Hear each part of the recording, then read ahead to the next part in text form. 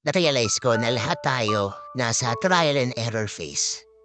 Hindi natin alam kung tama ba yung ginagawa natin o kung meron ba tayong mapapala sa mga desisyong nagawa natin.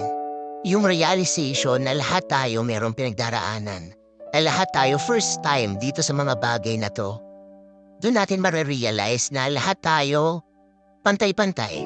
Kaya mahirap rin na i-compare yung sarili natin sa iba kasi mali mo yung chapter 1 mo, chapter 10 na pala niya.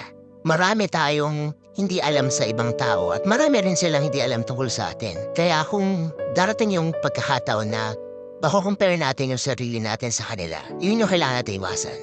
Mahirap pero kailangan eh. Kaya nga lagi nila sinasabi, i-compare mo yung sarili mo sa dating ikaw. Kasi dun mo makikita kung nag-improve ka ba, kung meron ba nangyari na maganda sa buhay mo, yung realization na lahat tayo may pinagdaraanan. Doon tayo nagiging pantay-pantay. Lahat tayo may hinaharap. Kaya huwag mo i-pressure yung sarili mo sa nangyari sa ibang tao.